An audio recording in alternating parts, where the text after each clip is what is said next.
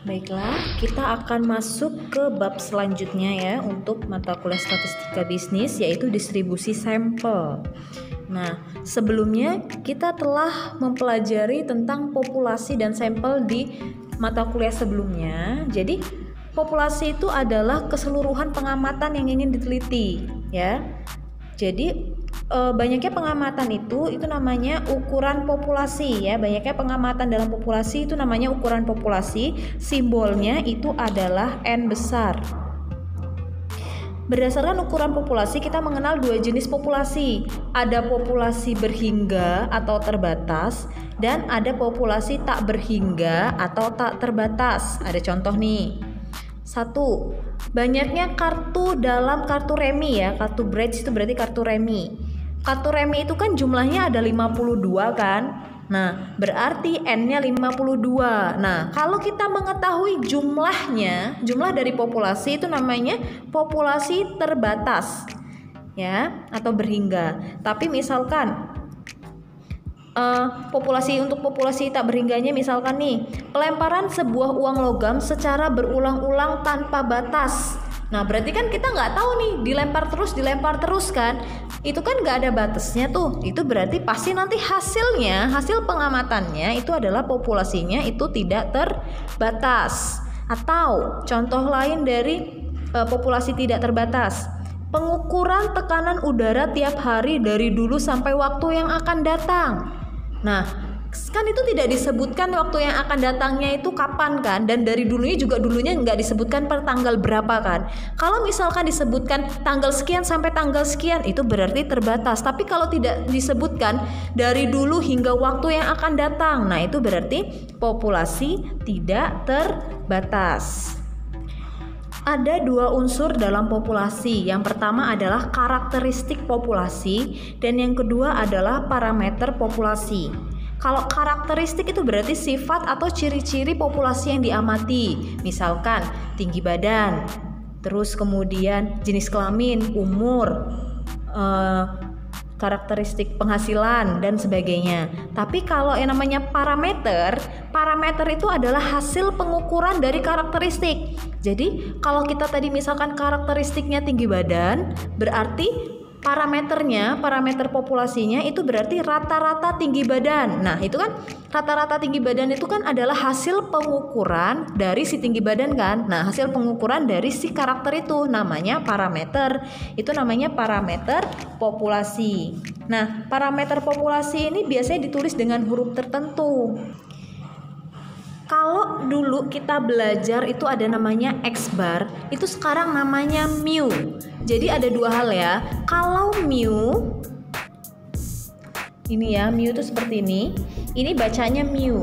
Kalau mu itu adalah rata-rata untuk populasi.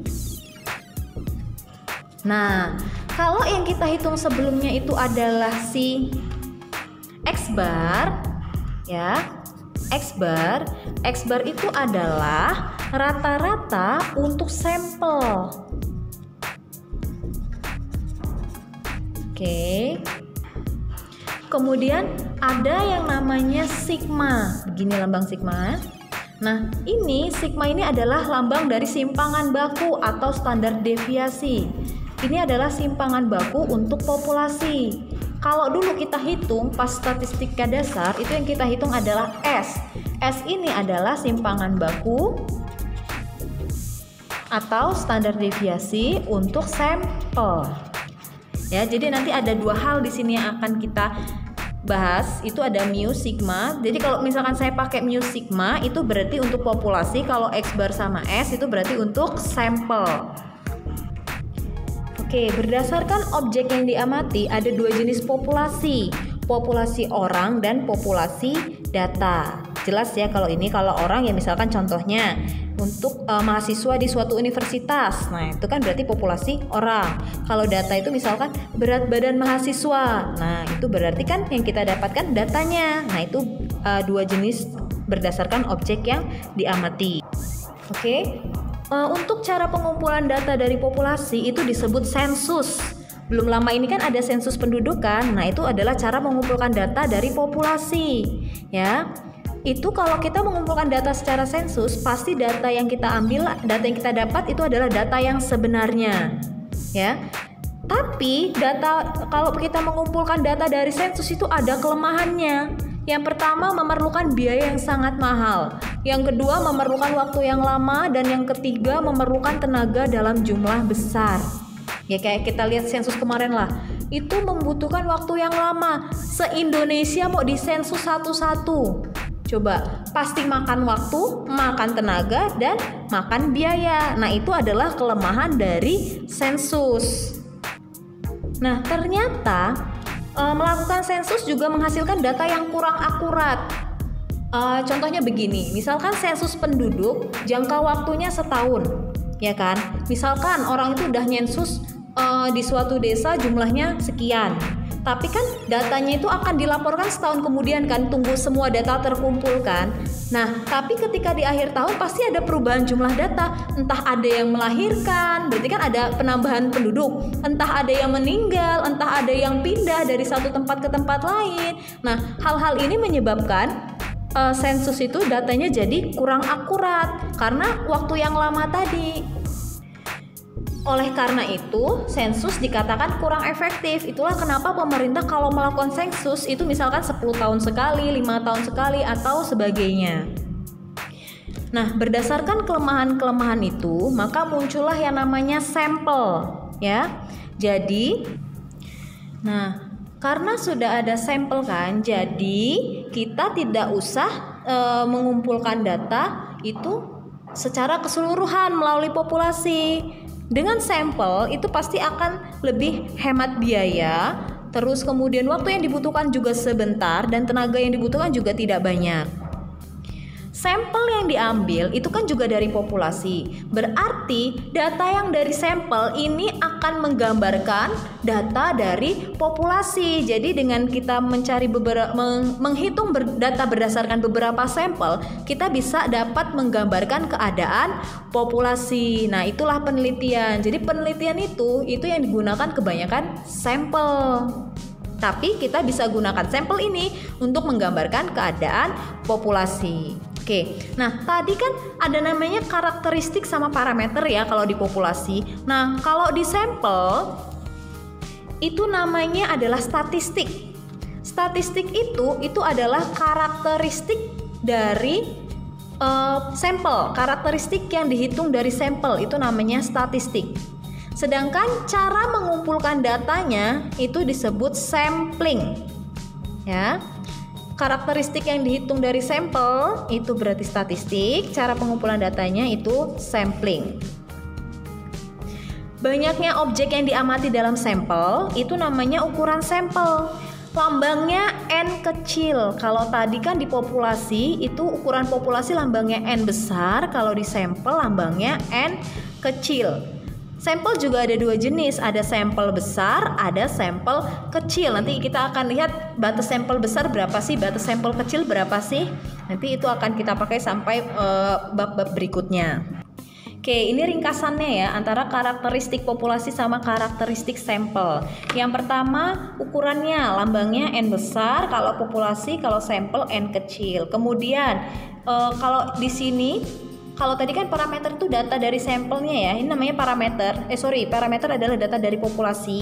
Kalau statistik itu adalah data yang didapatkan dari sampel. Lambangnya untuk rata-rata mu, mean itu berarti rata-rata ya, mu kalau populasi, kalau sampel X bar, X besar bar. Kemudian kalau simpangan baku, sigma lambangnya seperti ini, tapi kalau untuk sampel lambangnya S. Kemudian kalau di sini dibagi dua, populasi berhingga dan tak berhingga, tapi kalau di sampel dibagi sampel besar dan sampel kecil. Nah, namun pada sampel itu namanya sampel itu kan digunakan untuk menggambarkan populasi ya. Berarti kan kita mengetahui keadaan populasi tidak mengukur populasi langsung kan, tapi dengan menggunakan sampel. Pasti ada namanya perbedaan atau kesenjangan, biasa disebut gap antara sampel dan populasi.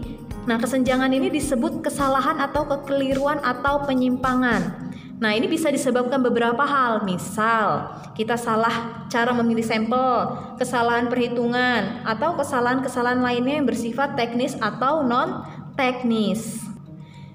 Tapi, kalau dalam statistika itu dalam statistik yang penting kesalahan itu dapat diukur atau dihitung atau dapat dikendalikan. Jadi nanti dalam statistika ada ininya, ada penghitungan kesalahannya, sehingga nanti kesalahan itu bisa diterima atau ditolerir oleh orang yang membutuhkan data tersebut ya. Jadi tidak masalah salah juga, tapi kan nanti ada alat ukurnya, masih bisa diterima nggak nih data dari sampel ini untuk digunakan ke populasi. Nah, itu nanti dihitung berdasarkan hasil kesalahannya sebesar berapa sih. Oke, jadi sampel tadi itu kan digunakan untuk menduga keadaan di populasi. Itu dinamakan statistik. Kalau dalam perhitungan statistik itu namanya statistik inferensial atau statistik induktif. Jadi menggunakan sampel untuk menduga populasi melalui generalisasi namanya ya. Bahasanya itu generalisasi. Jadi, kalau misalkan contoh aja, kalau misalkan kita punya statistik X bar, statistik tadi kan berarti hasil dari sampel ya. Berarti kita punya X bar nih, X bar tadi rata-rata yang dihitung dari sampel. Kita bisa gunakan data itu untuk menghitung rata-rata dari populasi. Nanti kita akan pelajari di bab berikutnya. Nah, biar tidak terjadi penyimpangan yang begitu besar, maka sampel itu harus mempunyai beberapa ciri biar dia representatif ya, biar bisa digunakan untuk menduga populasi. Ciri-cirinya apa aja? Yang satu, mempunyai ukuran tertentu yang memakai syarat. Yang kedua, punya kesalahan yang kecil. Yang ketiga, dipilih dengan prosedur yang benar berdasarkan teknik atau cara pensampelan atau cara sampling. Nanti kita ada di belakang. Dan akan dipelajari lebih dalam ketika di mata kuliah metodologi penelitian. Dengan memakai sampel, pengumpulan data lebih efisien karena tadi biayanya lebih murah, waktunya singkat, jumlahnya sedikit, dan data yang diperoleh lebih akurat.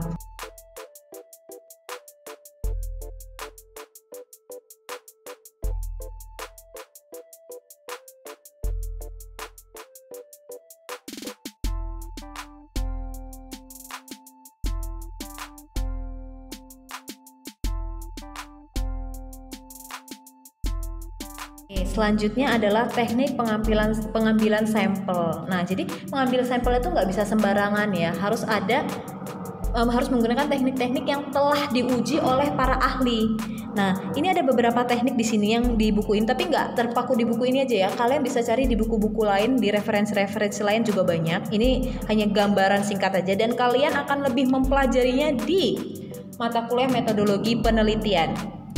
Oke. Di sini hanya dibahas 4. Yang pertama adalah teknik pengambilan dengan acak sederhana, teknik pengambilan dengan acak sistematik, teknik pengambilan dengan acak stratifikasi, dan teknik pengambilan dengan acak klaster.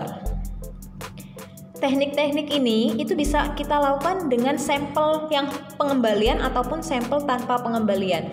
Sepintas saja, maksudnya pengembalian itu adalah, jadi misal nih, saya punya sampel bola di dalam sebuah ember. Nah, bola itu udah saya ambil nih sebagai sampel. Saya kan mau ngambil sampel beberapa kali misalkan. Nah, saya udah ngambil pertama 2 bola nih buat sampel.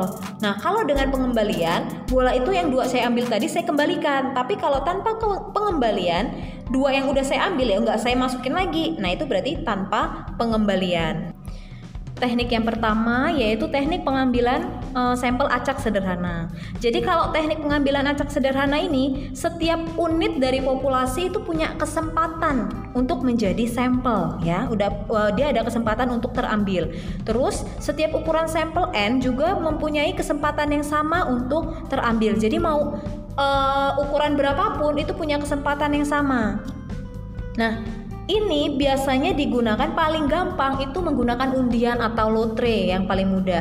Jadi gampangnya adalah misalkan kita mau meneliti populasinya adalah mahasiswa 1 Gentiara sini. Nah, kalau pakai undian itu berarti semua namanya kita masukkan ke dalam wadah, terus kita buat lubang kayak arisan gitu, terus kita keluarin. Berarti kan semuanya kan mungkin ya, semua mungkin menjadi sampel.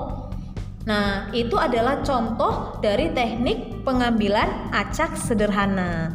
Ini juga bisa pakai tabel bilangan sih. Jadi bisa jadi ada tabel angka dari 1 sampai sejumlah populasi tersebut. Terus bisa aja kita misalkan tutup mata, terus kita pilih secara acak berapa. Nah, itu juga bisa kita gunakan sebagai cara untuk teknik pengambilan sampel acak sederhana. Tapi teknik ini agak kurang tepat untuk kasus tertentu ya. Misal nih, saya mau mengukur, mau meneliti tentang kemampuan mahasiswa dalam menjawab soal, ya kan? Antara akuntansi dan manajemen misalkan. Nah, saya pakai sampel acak kan, saya pakai yang tadi, pakai undian tadi. Ternyata yang keluar di manajemen itu yang kemampuannya kebanyakan yang tinggi, yang bagus-bagus, yang kemampuannya oke lah kalau untuk perhitungan. Tapi sedangkan yang di akuntansi, saya ambil sampel pakai undian, ternyata yang keluar itu yang kemampuannya kurang dalam perhitungan. Nah, ketika dua hal ini kita teliti, pasti akan ada kesenjangan. Nah, kenapa? Karena kita mengambil sampel itu dari data yang tidak sama kemampuannya, ya, tidak homogen. Jadi cara ini akan baik digunakan jika data yang mau kita ambil, sampel yang mau kita ambil itu diambil dari populasi yang homogen. Jadi yang samalah kemampuannya atau karakteristiknya sama. Teknik pengambilan yang acak berikutnya itu adalah teknik pengambilan sampel acak tapi sistematik. Jadi ada urutannya. Oke, caranya gini, cara mudahnya. Jadi semua sampel diberi nomor. Ya, misalkan 1 sampai berapa. Nah, kita pilih aturan pengambilan sampel, tapi penomoran sampel itu kita terserah ya, basing-basing. Jadi nggak si ini saya kasih nomor sekian lah, si ini saya kasih nomor sekian lah. Nah, tidak boleh seperti itu ya. Jadi acak lah ngasih nomornya. Nah, terus sistematis di sini maksudnya kita pilih saya mau nomor yang ganjil. Nah, atau saya mau nomor yang genap. Nah, itu jadi kan sistematis. Atau saya mau nomor yang kelipatan 3. Jadi walaupun acak tapi cara pengambilannya itu sistematis, ada aturannya untuk mengambil sampel tersebut walaupun acak. Yang berikutnya adalah teknik pengambilan sampel acak stratifikasi. Jadi kalau yang ini itu kita akan membagi dulu. Sebelum kita ambil sampelnya, kita ngebagi dulu menjadi kelompok-kelompok tertentu biar homogen itu misalkan biar kemampuannya sama. Misalnya kayak kasus tadi nih, misalkan tadi yang saya bilang saya mau meneliti kemampuan mahasiswa akuntansi sama manajemen. Tadi kan kalau kita pilih acak takutnya kan tidak homogen kan. Nah, oleh sebab itu alangkah baiknya karena tidak homogen, saya buat dulu keadaannya jadi homogen. Jadi saya harus tahu dulu di antara akuntansi itu yang pintar berapa, yang kemampuannya tinggi berapa, kemampuannya sedang berapa, kemampuan rendahnya berapa. Di manajemen juga saya ambil dulu, saya hitung dulu yang kemampuan tinggi berapa, yang sedang berapa, yang rendah berapa. Nanti saya akan buat beberapa kelompok sampel untuk populasi tersebut biar nanti proporsinya sama. Jadi nanti dalam satu kelompok itu bakal sama nih. Misalkan jadi ada beberapa kelompok nih. Kelompok A nanti yang pintarnya 2 misalkan, yang sedangnya 5, yang kurangnya 1. Nanti kelompok B juga jumlahnya sekian. Jadi kan kemampuan kelompok A, kelompok B, kelompok C dan seterusnya akan sama. Nah, untuk menghitung proporsinya harus berapa sih dalam satu kelompok, itu ada rumusnya. Ini rumusnya, NI sama dengan NI besar per N dikali N. Nah, caranya gimana? Kita langsung ke contoh ya. Di suatu universitas, kemampuan mahasiswanya bermacam-macam ya, akan dibagi 3 kelompok. Nah, NI besar itu berarti pengelompokannya, penstrataannya. Jadi, NI pertama itu pandai, NI kedua itu sedang, NI ketiga itu lemah. Banyak mahasiswanya sudah kita data sekian. Misal nih, akan dilakukan penelitian, mau ngambil sampel, ukurannya 20. Karena ada 100 orang, berarti nanti akan jadi 5 kelompok ya kalau 20. Nah, kita mau tahu nih. Jadi dalam satu dalam satu kelompok itu tingginya berapa orang, sedangnya berapa orang, terus si rendahnya berapa orang. Cara ngitungnya pakai rumus yang tadi seperti ini ya. N1 tadi yang tinggi, berarti NI, N besar, N1 bagi N dikali N. N1 tadi berarti kan jumlah yang pandai 15 kan, dibagi N itu adalah jumlah populasinya 100, dikali N kecil tadi adalah sampel yang mau kita ambil berapa orang, 20, kita hitung hasilnya 3. Sama untuk menghitung yang sedang sama yang lemah, caranya seperti itu ya. Lihat, dapatlah N1 3, N2 12, N3 5. Kalau dijumlahkan itu hasilnya 20. Artinya kita punya beberapa kelompok di mana semuanya itu sama isinya. Tingginya jumlahnya 3, sedangnya jumlahnya 12, rendahnya atau lemahnya itu jumlahnya 5. Nah, nanti setelah kita bagi mahasiswa-mahasiswa tersebut ke dalam kelompok-kelompok, berarti jadinya kan 5 kelompok ya, karena 100 orang dibagi 20, ada 5 kelompok. Nanti kita tinggal mengundi di antara 5 kelompok tersebut. Kita butuhnya mau berapa sampel. Jadi seperti itu untuk yang kasus kalau populasinya tidak homogen ya, atau heterogen.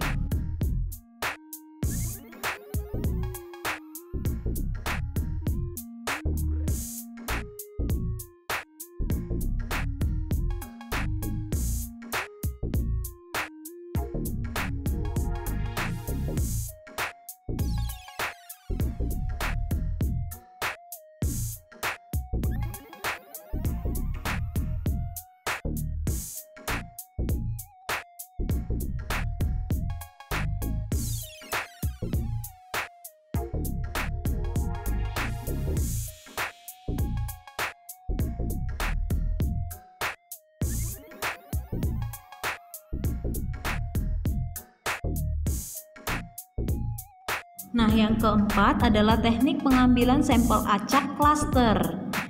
Nah, kalau klaster ini sudah dalam kelompok-kelompok. Jadi dilakukan mengambil beberapa kelompok atau klaster, dan setelah itu dari kelompok itu diambil semua atau sebagian. Jadi contohnya itu gini.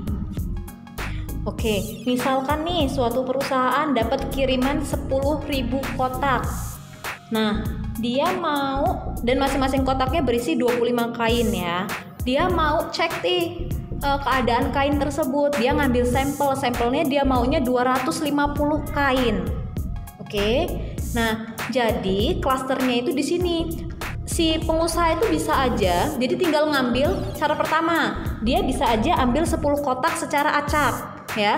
Jadi klasternya itu sudah dalam kotak-kotak tadi, sudah dikelompokkan di kotak-kotak itu namanya klaster. Jadi ngambil 10 kelompok, 10 klaster secara acak. Kemudian dia kan mengambilnya 250 ya. Nah, berarti dia tinggal ngambil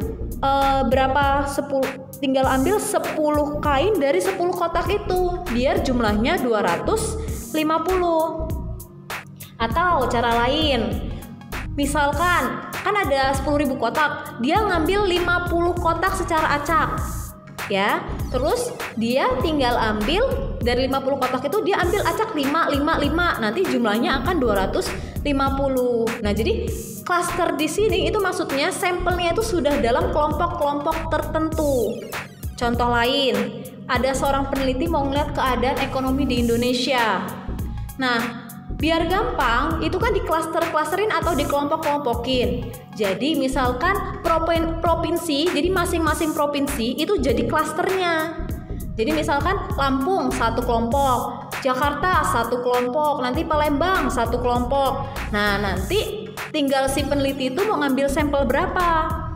Kalau misalkan ngambil sampel 200, ya tinggal dipilih acak aja 200 dari tiap kelompok. Misalkan mau diambil, dia cuma butuh 3 kelompok, ya pilih aja. Tiap provinsi kan jadi kelompok tuh, jadi klaster, pilih 3 secara acak dari semua provinsi di Indonesia yang ada. Nah, itu adalah teknik pengambilan sampel acak secara klaster.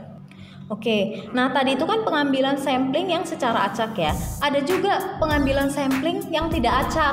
Itu dikarenakan kondisi tertentu yang tidak memungkinkan kalian mengambil secara acak. Ya, tapi memang akan lebih bagus jika secara acak. Nah, ini nanti akan dibahas secara mendetail di metodologi penelitian. Jadi contohnya sampling yang tidak acak ya, itu di sini disebut non probabilitas. Itu yang pertama adalah pakai kuota sampling atau double sampling, multi state sampling, accidental sampling, dan purposive sampling. Oke, nanti ini akan kalian pelajari di mata kuliah statistik metodologi penelitian selanjutnya ya. Selanjutnya itu kita akan belajar tentang distribusi sampel. Nah, tadi kan seperti kita bahas sebelumnya bahwa sampel itu digunakan untuk melihat gambaran dari populasi. Artinya kita menggunakan sampel untuk generalisasi atau memperumum dari wilayah yang sempit itu sampel ke wilayah yang lebih luas yaitu populasi. Nah, generalisasi ini itu bisa dilakukan lebih baik ya jika kita mengambil sampel secara berulang-ulang. Jadi nggak cuma sekali aja. Misalkan tadi ada bola, jadi misalkan populasinya itu adalah banyak bola di ember nih. Kita mau ambil 2 sampel, nggak cuma sekali, ngambil 2, nanti kita ambil lagi 2. Nah, itu pengambilan sampelnya berulang kali. Nah, karena kita mengambil sampel berulang kali, maka akan banyak sampel-sampel, ya kan? Karena banyak sampel berarti banyak data dari sampel-sampel itu. Jadi sampel pertama punya rata-rata sekian, simpangan baku sekian. Sampel kedua punya rata-rata sekian, simpangan baku sekian, dan seterusnya. Nah, data-data dari sampel itu bersifat acak, ya. Dan secara keseluruhan data-data dari sampel itu akan membentuk suatu distribusi yang dinamakan distribusi statistik atau distribusi sampel.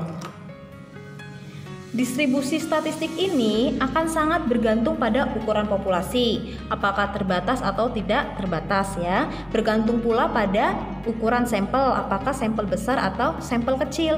Terus bergantung pula pada cara pengambilan sampel acaknya. Oke, kalau sampelnya diambil dari populasi yang besar atau tak terbatas, maka statistik yang diperoleh akan berdistribusi sama. Ya, terlepas dari apakah sampel itu dilakukan secara pengembalian atau tanpa pengembalian. Ya, tapi kalau sampelnya diambil dari populasi yang berukuran terbatas atau kecil, tapi dengan pengembalian, maka distribusi statistiknya yang diperoleh akan sedikit berbeda dengan sampel yang diambil tanpa pengembalian.